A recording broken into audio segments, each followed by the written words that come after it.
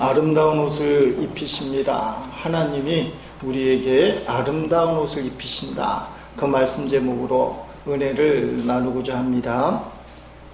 날씨가 무덥죠. 아주 시원한 여름 바닷가 해변의 그림을 하나 보겠습니다. 이 그림 밑에 보면 알록달록한 유리 조각들, 둥글둥글한 유리 구슬 같은 것들이 깔려있는 아름다운 해변입니다. 보통 바닷가면 백사장이 펼쳐져 있는 해수욕장이나 자갈들로 뒤덮여 있는 그런 해변가가 보통 해변가인데, 이 해변가는 지금 보시는 것처럼 형형색색의 유리 구슬로 펼쳐져 있는 아주 특별한 그런 해변입니다. 정말 아름답게 보이는 그런 해변이지요. 이 해변가는 미국 캘리포니아 주에 있는 포트 브래그라는 해변이라고 하는데요. 유리 해변, 글래스 비치라고 그렇게 통상적으로 불린답니다. 그런데 이렇게 아름다운 유리 해변이 있기까지는 좀은 슬픈 사연이 그 속에 있다고 하네요. 19세기 후반에서부터 20세기 초까지 포트브레그에 사는 주민들이 이 생활 쓰레기를 해안가 절벽 밑에다가 버렸다는 것입니다. 처음에는 한두 사람이 시작했지만 점점 많은 사람들이 쓰레기를 버리기 시작하니까 당연히 문제가 생길 수밖에 없었습니다. 해변에는 깡통과 병과 빈박스와 생활 쓰레기로 쌓여갔습니다. 그 쓰레기가 점점 산이 되었고 점점 악취가 진동하게 되었습니다. 그때서야 환경오염의 심각성을 깨닫게 된 주민들과 정부들은 무단 쓰레기 투기를 그만두게 되었습니다.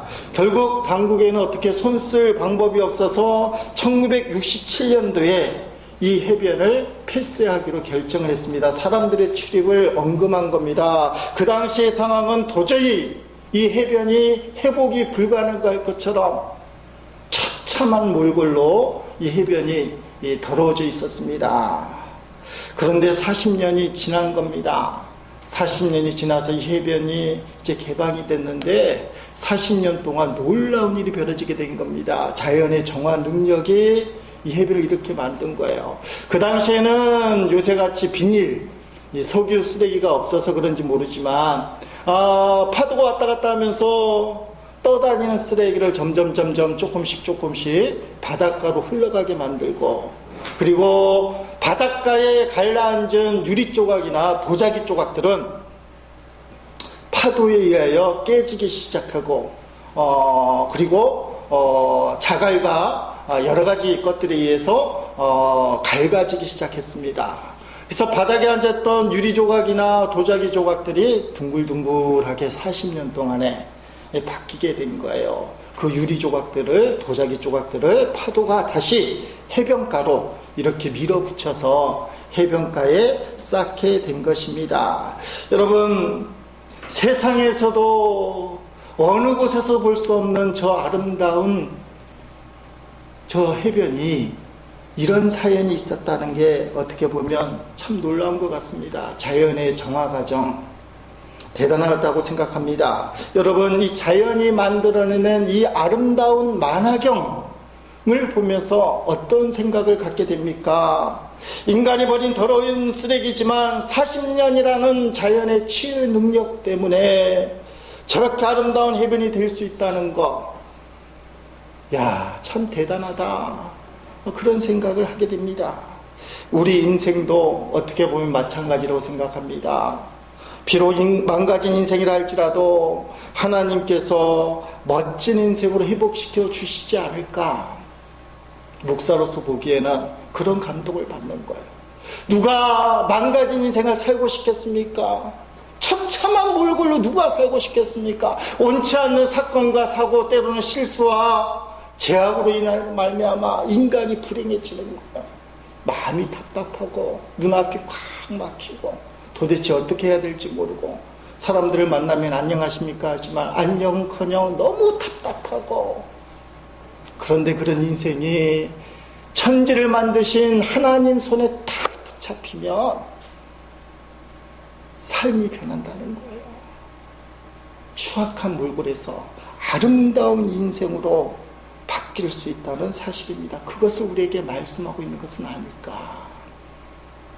여러분, 저 아름다운 포트브레그의 해변이 원래는 쓰레기 더미였다. 그런데 저것이 저렇게 아름다운 유리 구슬 해변으로 바뀌었다. 하나님, 내 인생에도 우리 가정에도 저런 역사가 있길 원합니다. 조금 너무 힘들어서 쓰레기 더미로 악취가 나지만 오늘 말씀을 듣는 가운데 하나님의 은혜로 저의 인생을 아름다운 해변으로 바뀌는 인생이 될 수 있도록 역사하여 주옵소서. 오늘 본문에 바로 그런 이야기를 합니다. 쓰레기로 악취가 나는, 그래서 더러운 옷을 입고 있는 대제사장 여호수아에게 하나님께서 아름다운 옷을 입히시겠다, 그것을 말씀하고 있습니다. 1절에 대제사장 여호수아라는 사람이 나오고 있습니다. 3절에 보니까 더러운 옷을 입고 있다, 그렇게 기록되어 있고, 4절에 보니까 하나님께서 명령을 하시면서 아름다운 옷을 입히시리라. 지금 성경이 우리에게 그런 말씀을 하고 있어요. 여러분은 어떤 옷을 입길 원하십니까? 더러운 옷을 입길 원합니까? 아름다운 옷을 입길 원합니까? 이게 질문이 참 잘못된 질문이죠. 오늘 새벽에 교회에 나오려고 옷을 입을 때 아름답다고 생각하는 옷을 선택합니까? 더럽다고 생각하는 옷을 선택합니까? 다 아름다운 옷을 선택하게 되어 있어요. 우리 인생은 다 아름다운 옷을 선택하길 원하는데 어쩌다 보니까 내 인생의 옷이 더러워졌다는 거예요. 냄새가, 향기로운 냄새가 나길 원하는데 어느 순간에 악취가 나기 시작하는 거예요. 악취. 어떻게 하면 아름다운 옷을 입는 삶이 될까? 오늘 방법을 찾아보려고 합니다. 먼저 아름다운 옷을 입기 위해서는 더러운 옷을 벗어야 되고 죄악을 제거해야 된다, 그 말씀을 주십니다. 4절 말씀에 그 말씀이 나오죠. 여호와께서 자기 앞에 선 자들에게 명령하사, 말씀 나와요.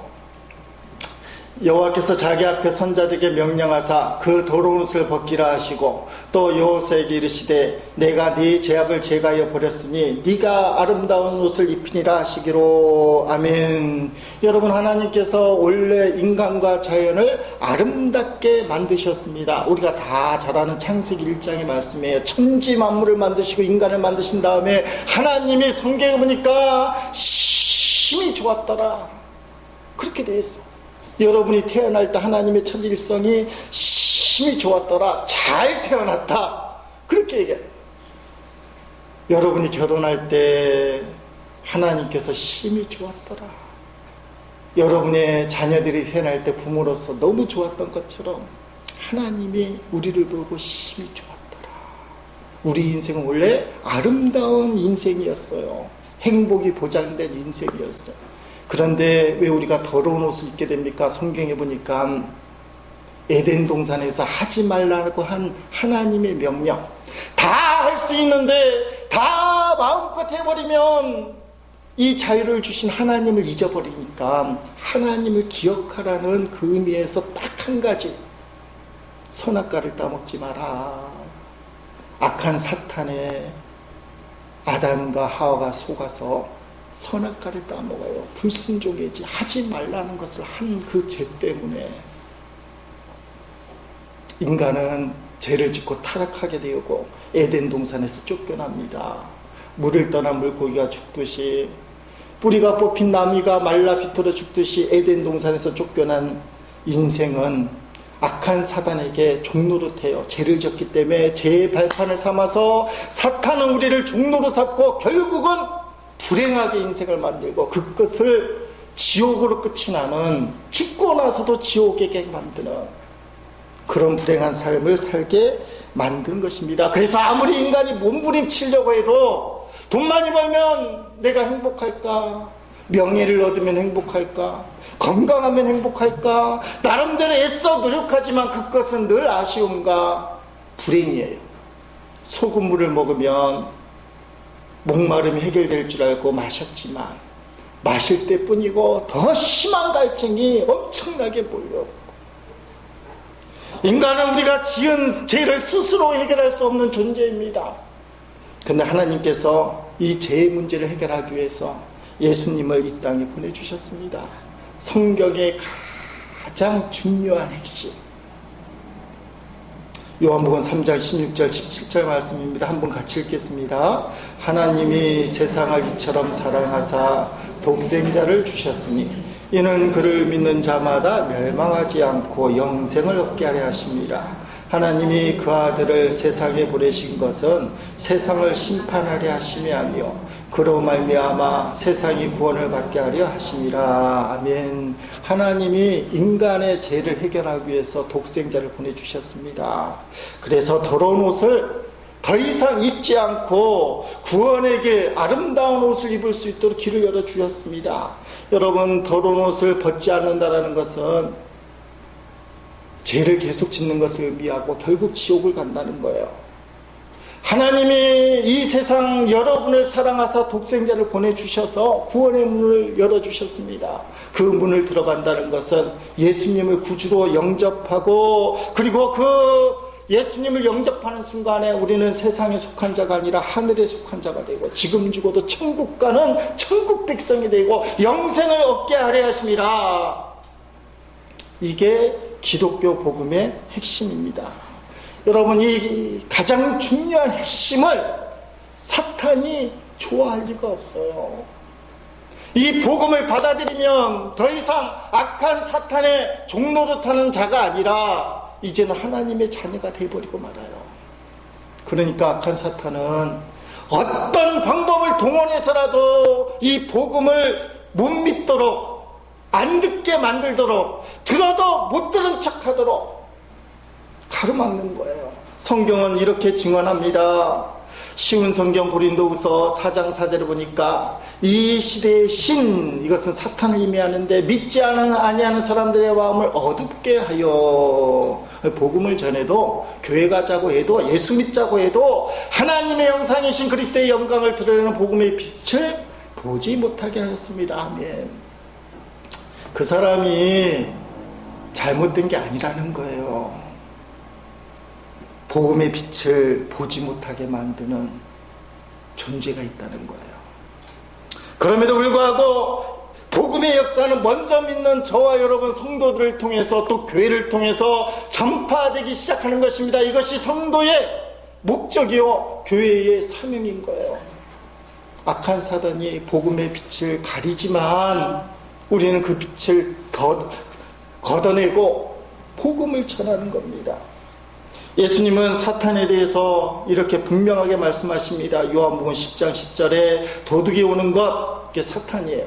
도둑질하고 죽이고 멸망시키는 것뿐이요, 내가 온 것, 예수님이 땅에 오신 것은 양으로 생명을 얻게 하고 더 풍성하게 얻게 하려는 것이라. 아멘.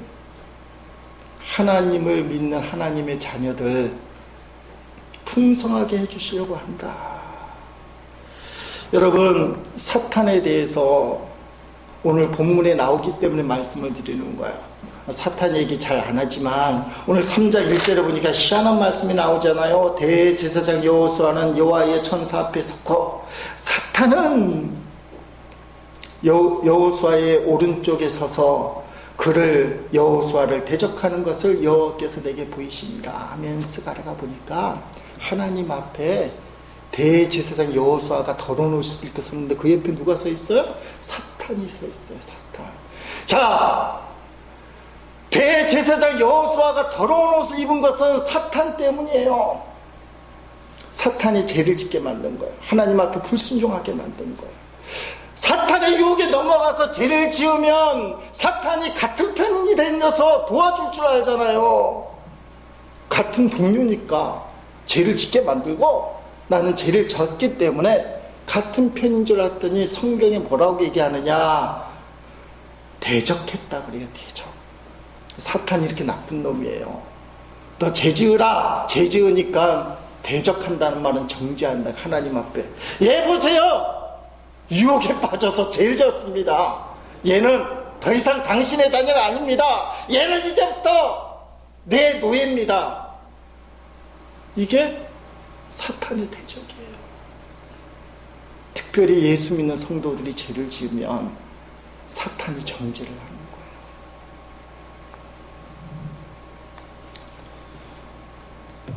그런데 하나님께서 2절에 보니까 이렇게 말씀하시죠. 예루살렘을 택한 여호와께서 너를 책망하노라.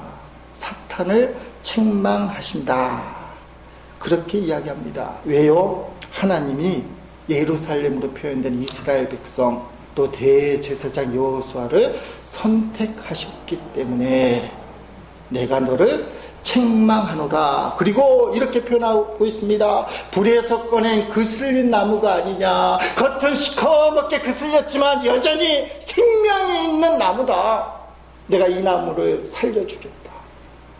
그렇게 표현하고 있습니다. 내가 이 나무를 살려주겠다. 비록 더러운 옷을 입어서 그슬린 나무까지 같이 되었지만 내가 새로운 아름다운 옷을 입혀주겠다. 이게 예수 믿는 중요한 인생의 전환점이에요. 여러분, 예수님을 믿는다는 것은 죽을 수밖에 없는 인생이었는데 구원받고 영원한 생명을 얻는 것을 의미합니다. 지옥 갈 수밖에 없는 인생이었는데 이제는 하나님의 자녀가 되어 천국 가는 인생을 의미합니다. 그런데 여러분, 이 복음이 세상에 있는 불신자들에게만 해당되는 게 아니에요. 교회 안에 하나님을 예배하는 성도 중에서도 이 복음을 받아들이지 못하는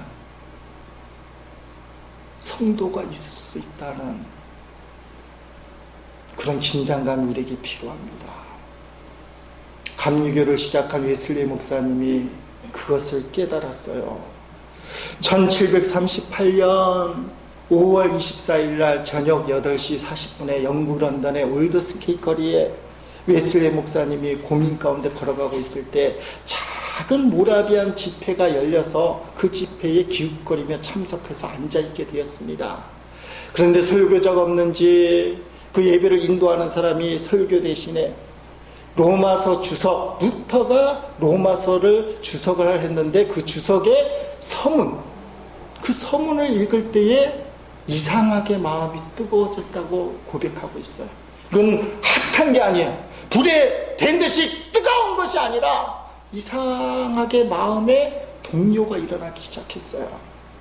웨슬리 목사님 일기를 철저하게 기록하시는 분인데 그날 이게 이렇게 썼습니다.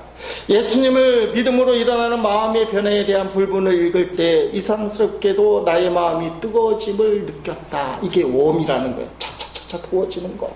그리고 그리스도만을 나의 구주로 신뢰하는 마음이 생겼다. 또한 그리스도가 나의 죄를 사하시고 나를 구원하셨다는 확신을 갖게 되었다. 아멘. 웨슬리의 인생이 바뀌었습니다. 믿음의 가문 목사의 아들로 태어나서 그는 옥스퍼드 신학대학의 신학 교수였고 미국의 선교사로 갔던 선교사 출신이었던 사람이에요. 그런데 마음에 확신이 없었던 거예요. 네, 1738년 5월 24일 날 이날 그 조그마한 집회에서 누군지도 알지 못하는 어떤 평신도가 루터의 로마서 주석을 천천히 읽어내는데 마음이 뜨거워지고 예수 그리스도만이 나의 구주가 되신다는 그 확신이 자리를 탁 잡게 된 거예요. 한국 교인들은 신앙 체험하면 불받은 체험, 뜨겁게 하면서 엄청난 체험을 생각하는데 웨슬리는 그 체험이 아니에요. 마음에 자그마하게 일어난 따뜻한 동료. 웨슬리의 신앙이 바뀌었습니다. 목회가 바뀌었습니다. 의식 중심이었던 신앙생활이 이제는 복음을 기초로 한 생명과 전도 사역에 최선을 다해서 위대한 전도자로 웨슬리가 살게 되었습니다. 여러분, 30대 중반의 웨슬리 신학 교수님, 전도사 목사님, 믿음의 명문 가문에 대를 이어 목사가 되었던, 우리가 보기에는 너무나 좋은 신앙을 가진 이 목사님이 30대 중반까지의 삶이 헛살았다, 잘못 믿었다. 그리고 인생을 새롭게 시작했어요. 그때 나온 단어가 almost Christian이라는 단어예요. 크리스찬 같은 성도 98%는 예수 믿는 것 같은데 2%가 아닌 성도, 웨슬리가 이 체험 이전의 삶이 그랬다는 거야. 예수님을 구주로 영접하지도 않았는데 목사도 되고 선교사도 되고 신학대학 교수로 신학 책도 출판하고 논문도 쓰고 설교도 하고 다 했는데 예수님을 구주로 영접한 확신이 없었다. 1738년 5월 14일 날 내가 말씀을 듣는 가운데 깨달았다. 그래서 전 세계적으로 5월 하순 이때쯤 되면 웨슬리 회심주일이라고 해서 감리교회들이 모여서 집회를 하는 거예요. 우리 교회가 속한 부산서 지방도 이번 주간에 집회를 하는 이유가 웨슬리 회심주간이기 때문에. 여러분, 이게 상당히 중요한 거예요. 내가 예수님을 구주로 확신하는가, 아니면 올모스트 크리스찬인가. 지식으로는 믿을 수 있고 습관적으로 예수님 앞에 나와 기도하고 찬양하고 예배하고 목사인데도 그렇게 했다는 거예요. 근데 그게 알고 보니까 가짜였더라. 진짜 신앙생활은 예수님을 영접한 다음에. 웨슬리 목사님은 자신을 이렇게 표현했습니다. 불에서 꺼낸 그 쓸린 나무다 라고 표현했어요. 실제적으로 그런 경험이 있습니다. 웨슬리 목사님 아버지 사무엘 목사님과 어머니 기도로 유명한 수산나 밑에서 15번째로 태어났어요. 놀라지는 않죠. 15번째. 그 당시 신생아 사망률이 높았습니다. 그래서 태어나서 죽는 애들이 많았는데 다산을 하게 된 거죠. 15번째로 태어나서 살다가 6살이 되던 1709년 2월 9일 밤 11시가 지나면서 목사간에 화재가 생겼어요. 근데 얼마나 잠을 잘 잤던지 지붕 위까지 불이 싹 번지고 불똥이 침대에 떨어질 때쯤 되어서야 식구들이 집에 불난 걸 알았어요. 아마 믿음이 좋았던 것 같아. 한 번 자면 온 식구가 이제 골아떨어졌는데, 그래서 식모들이랑 아버지 사무엘이랑 어머니 수산나가 애들을 모으고 밖에 나갔습니다. 불이 활활 타오르는 그 순간에 나가서 뭐부터 하겠어요. 부모님이 애들은 다 나왔나, 요새같이 한둘이면 확 들어오지 마, 애가 많잖아요. 그래서 세보니까 요한 웨슬리가 없어요. 원래는 요한이라고 얘기하지만 편의상 웨슬리라고 표현하면, 웨슬리는 성이긴 하지만 요한 웨슬리 표현하니까 웨슬리가 어디 있나 찾아보니까 2층 자기 방에 여전히 머물러 있는 거예요. 거기서 6살짜리 꼬마가 살려달라. 그때 어머니 수산나는 또 임신을 해서 8개월째였다는 거예요. 그러니까 가고 싶어도 못 가는 거야. 불길을 뚫고 가고 싶은데 안 되는 거야. 근데 어머니의 신앙이 좋은 게 이 수산나가 그때 말씀이 기억났다는 거야. 이사야 43장 2절 말씀. 너희가 불길 가운데 지날 때도 불꽃이 너를 사르지 못하리라. 우리 하나님이 우리 웨슬리를 살려줄 거다. 아버지는 좀 다르잖아요. 임신 8개월. 수산나가 아무것도 못하니까 아버지는 불길을 뚫고 막 들어가는 거예요. 실제로 들어갔다는 거예요. 근데 2층까지는 접근을 못하는 겁니다. 아버지가 좀 문제인 게 뭐냐면 사무엘 목사님이 그 자리에서 무릎을 꿇었대요. 그러면서 아들 웨슬리의 영혼을 하나님께 부탁드립니다. 이게 뭐예요?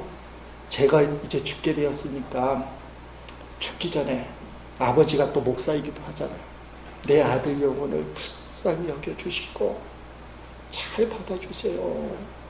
자, 목상 안에 불이 나니까 동네 사람들이 막 몰려드는 겁니다. 근데 하나님이 이상한 역사를 일으켜요. 한 농부가 다른 사람의 목마를 타고 사다리 가져갈 시간이 없으니까 웨슬리 방에 들어가서 6살짜리를 끄집어냈어요. 끄집어내자마자 목사관 청정이 무너졌다는 겁니다. 영화 현장면 같이. 아마 1초만 늦어도 어떻게 해요? 웨슬리와 그 농부가 죽었을 거예요. 근데 끄집어내자마자 천정이 내려진 구사일생으로 웨슬리가 살아났다는 겁니다. 그래서 어머니 수산나가 웨슬리를 불에서 꺼낸 그 쓸린 나무다. 6살밖에 안 된 웨슬리지만 그때 하나님의 살아계심을 마음속에 체험했다고 얘기해요. 아, 내가 하나님께 선택받았고 내가 그 화재 속에서도 구원받았으니 내가 쓸모있는 사람이다. 여러분, 6살과 30대 중반의 차이는 있지만 이 화재 속에서의 구사일생의 놀라운 은혜가 웨슬레를 중생하게 한 게 아니에요. 거듭나게 한 게 아니에요. 하나님의 살아계심에 대한 믿음의 확신은 생길지 모르지만 그 믿음이 그의 영혼을 거듭나게 하고 평생을 주를 위하여 충성되게 정말 예수님만 바라보게 하진 않았어요. 언제 그 일이 일어납니까? 올더스케이 거리에서 조그만 집회에 참석해서 말씀을 들을 때, 마음이 이상하게 뜨거워지는 동료를 느낄 때, 그때 그의 인생이 바뀌는 거예요. 여러분, 착각하지 말아야 될 게, 교회에 와서 예배 드릴 때 기도하다가 찬양하다가 눈물 흘리며 하나님의 놀라운 은혜를 체험하고 병 고침 받고 기적을 보는 게 중요할 수 있어요. 그게 필요할 수 있어요. 근데 그것보다 더 중요한 게 뭐냐? 말씀의 역사라는 거예요. 말씀의 역사. 오늘 이 말씀의 역사가 저와 여러분에게 임하기를 주의 이름으로 축원드립니다. 아니 무슨 말씀인지는 몰라도 저 말씀이 지금 어려운 인생에 처한 나에게 주시는 빛과 같은 말씀이다. 어두움에 처했는데 주님이 나에게 빛을 비추는 말씀이다. 너의 더러운 옷을 벗어버리게 만들고 깨끗하고 아름다운 옷을 너에게 입혀주겠다. 너는 그 옷을 입어야 된다. 이게 말씀의 마음이 감동이 되고, 이게 믿어지는 거예요. 뭔지는 모르지만 이게 말씀의 역사예요. 눈에 보이는 증거가 없다 할지라도 하나님의 말씀이 오늘 우리에게 임하면서 너의 영혼이 새로워지길 원하며, 너가 정말 예수 안에서 참된 복락을 누리길 원하며, 슬픔이 기쁨이 되고 죄가 번하여 화간 그런 삶이 되길 바란다. 하나님의 강력한 메시지입니다. 예수로 말미암아 가능하다. 더러운 옷을 벗어버리고 아름다운 옷을 입으라. 이 말씀이에요. 여러분, 아름다운 옷을 입기 위해서, 죄악을 제거하기 위해서 반드시 우리가 해야 될 것이 예수님을 구주로 영접해야 된다는 사실입니다. 하나님은 죄를 지은 인간을 절대로 포기하지 않습니다. 하나님의 백성이기 때문에, 하나님이 창조한 인간이기 때문에. 오늘 본문은 아니지만 스가랴 1장 2절 3절에 이렇게 말씀하고 있습니다. 여호와가 너희의 조상들에게 심히 진노하였느니라. 이스라엘 백성의 조상들이 죄를 졌고 주님을 배반하고 악한 일을 하고 우상을 숭배했기 때문에 심판을 받고 멸망을 당했어요. 그러므로 너는 그들에게 말하기를, 스가랴에게 말하는 거죠. 만군의 여호와께서 이처럼 이르시되 너희는, 이스라엘 백성, 죄를 지은 이스라엘은 내게로 돌아오라. 만군의 여호와의 말이니라. 그리하면 내가 너희에게로 돌아가리라. 만군의 여호와의 말이니라 하며. 여러분 자녀가 잘못하면 한국 사람들 내뱉는 말이 뭐예요? 나가 이놈아, 호적에서 파버릴 거야. 꼴도 보기 싫어. 나가! 다시는 오지마. 이게 비신앙적이에요. 하나님이 죄를 지은 이스라엘 백성에게 따라합시다. 돌아오라. 성경의 핵심이에요. 누가복음 15장에서 자신의 몫의 재산을 챙긴 둘째 아들이 집을 나갔어요. 호적 파버리겠다. 너 돌아오기만 해봐. 이게 사람의 심리인데, 성경에는 하나님 아버지가 동네 어귀에 서서 둘째 아들 돌아오기만을 기다리신다는 거예요. 재산을 다 탕진하고 못난 자식 결국은 집으로 돌아오게 되는데, 여러분 생각해 보세요. 집 나간 자식이 집에 돌아올 때는 집안의 사정을 살펴봐야 되잖아요. 아버지를 눈치를 봐야 되잖아요. 이 둘째 자식이 몰래 들어오면서 눈치를 이렇게 보는 그 마음과, 아버지가 자식 돌아오기를 바라는 마음으로 동네 어귀에 서서 주변을 살피는 마음과, 우리가 생각하기에는 아들 마음이 더 클 것 같아요. 더 강렬할 것 같아요. 눈치 봐야 되니까, 인간적으로 봤을 때. 근데 성경에 누가 먼저 발견합니까? 아버지가 아들을 발견해요. 아들의 눈치 보는 그 마음보다 아들을 강렬하게 찾으시는, 어서 돌아오기만을 바라는 하나님 아버지의 마음이 더 강하고 크다. 하나님은 지금도 우리를 그렇게 사랑해 주시는 거예요. 인간들이 돌아오기를 바라는 마음으로. 방법이 없습니까? 독생자 예수 그리스도를 이 땅에 보내주시고, 하나님 아버지가 생명을 줄 수 없기 때문에 이 땅에 오신 예수님이 우리를 위하여 생명을 주시도록, 그것은 하나님 아버지의 생명을 주는 거예요. 인간이 돌아오기를 바라는 마음으로. 제가 가끔 말씀드리잖아요. 우리나라의 큰 교회의 어떤 목사님의 간증입니다. 이름을 떠올리기가 좀 민망해서 어느 목사님으로 표현하는데, 이 목사님이 6.25 때 경험한 거예요. 부산 사람인데 중학교 나이였습니다. 근데 그 당시 전쟁통에 부둣가에서 이제 석탄 오게 되면 화차가 그 석탄을 실어 나르는 것 같아요. 근데 그 화차가 아마 철길이 그런지 작은 화차였다는 겁니다. 그 화차가 범일동까지 오면 큰 기관차로 바뀌는 거예요. 이제 멀리 가야 되니까. 그 부둣가에서 석탄을 실은 화차가 범일동에 와서 큰 기관차로 바뀔 때 한 10분 남짓 된다고 합니다. 그 사이 이제 화차를 바뀌는 거죠. 그때 피난민들이 화차 위에 석탄으로 올라가서 석탄을 가져가는 거예요. 거의 도둑질입니다. 근데 먹고 살 방법이 없으니까 그거 집안에 연료로 쓰려고도 가져가고, 팔아서 생활비로 쓰려고도 가져가는 거예요. 군인들이 아무리 막아도 이 피난민들이 개미떼같이 몰려들어서 그 기관차 바꾸는 10분 사이에 그 화차에 다 올라가서 석탄 훔쳐가는 거예요. 어느 날인가 40대 아버지하고 10대 아들이, 그들도 석탄을 가져가기 위해서 거기에 왔다는 겁니다. 여느 사람과 같이 아들이 화차 위에 올라가서 석탄을 이렇게 퍼주면 아버지가 그것을 자루에 받아서 갖고 가는 거예요. 군인이 와서 그만두라 할 때까지 악착같이 이제 석탄을 퍼내는데, 군인이 와서 후루라기를 불면서 이제 잡아가려고 하니까 아들이 이제 다른 사람과 튀어내렸어요. 튀어내릴 때 석탄도 하나 큰 덩어리가 떨어졌는데 이게 화차 밑으로 들어간 겁니다. 아들이 부지불식간에 그 10대 아들이 화차 속으로 들어간 거예요. 밑으로 석탄 주우려고. 그때 기관차가 소리를 내면서 이제 출발하려고 하는 겁니다. 죽음이 눈앞에 탁 닫힌 거예요. 아이가 소리를 내려대니까 주변의 사람들이 그 장면을 보고 비명을 지르면 큰일 났다. 그때 그 순간에 쏜살같이 움직이는 한 사람이 아버지예요. 다른 사람은 비명 지르는 그 순간에 아버지가 그 화차 밑으로 쏜살같이 달려가서 아들을 순간적으로 밀쳐내는 거예요. 그 순간에 기관차가 움직이기 시작하는 겁니다. 그리고는 아버지의 허리를 두두둑하고 부스러지기 시작했어요. 근데 그 순간에도 이 아버지가 아들에게 손짓을 합니다. 도망가라고. 너 잡히면 안 된다고. 아들을 향한 아버지의 마음이 이제 담겨 있는 거예요. 그 목사님 그거 이해가 안 된대요. 왜 자기의 목숨을 버리면서까지 아들을 살려야만 됐을까? 여러분, 이제는 그 마음을 이해한다고 간증을 하는 겁니다. 예수님이 십자가에서 우리의 죽음을 대신해서 생명을 주셨어요. 하나님의 놀랍고 크신 그 사랑을 우리에게 확증해 주신 것이 십자가 사건이에요.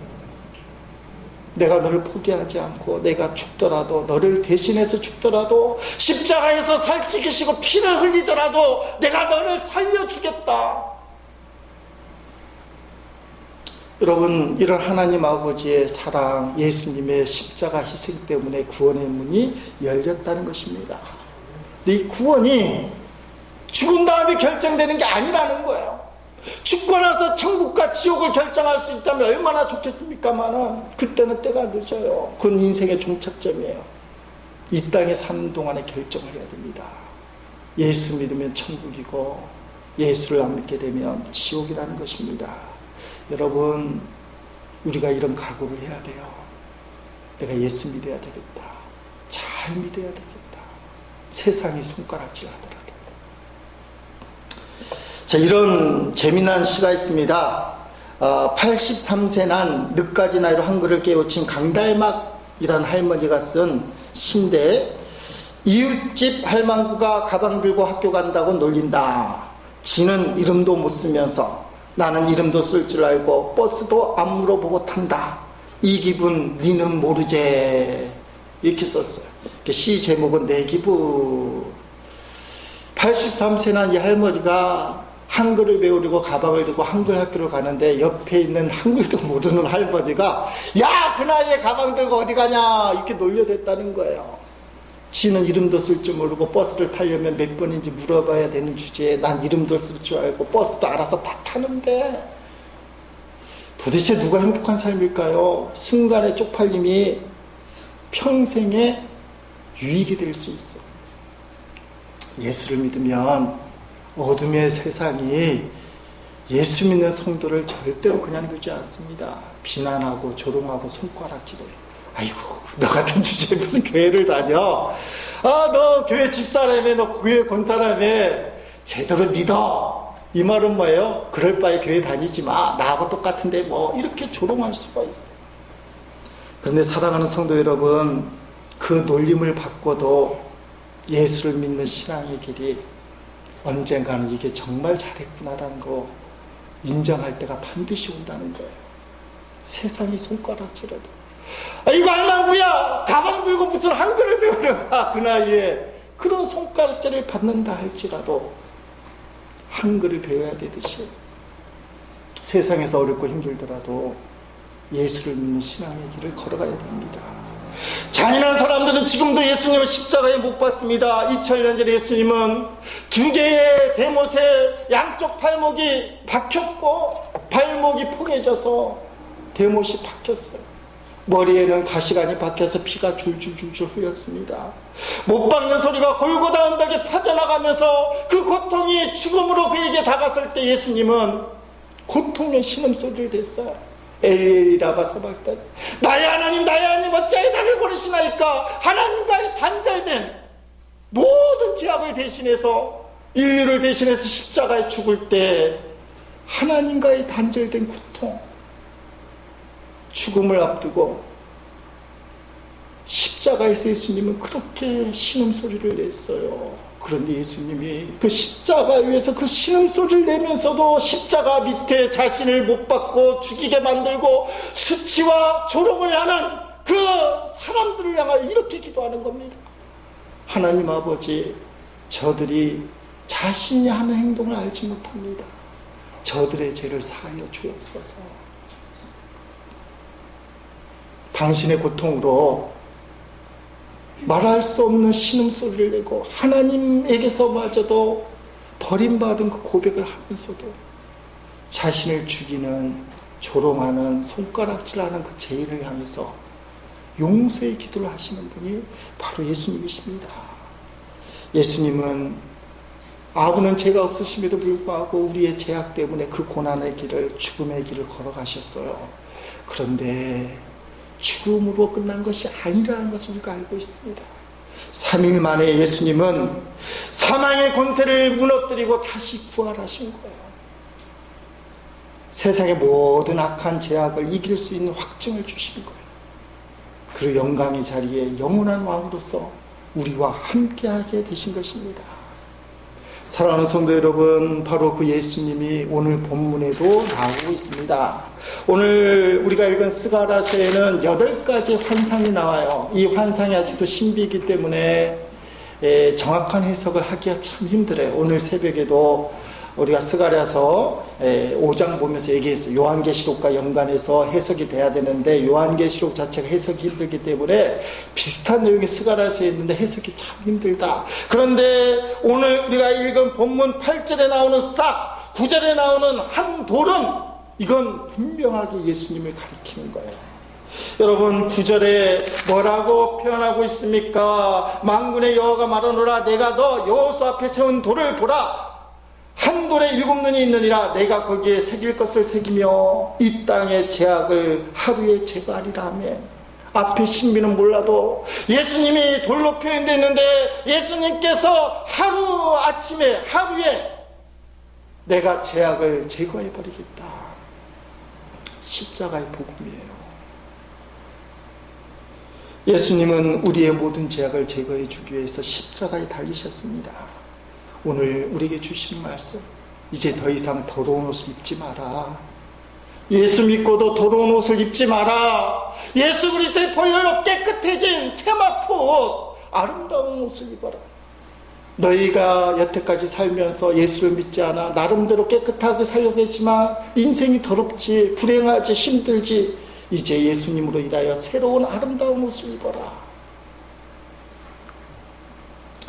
여기 모인 사람들은 반드시 주님께서 주시는 아름다운 옷을 입는 모든 성도들이 되기를 주의 이름으로 간절히 축원드립니다.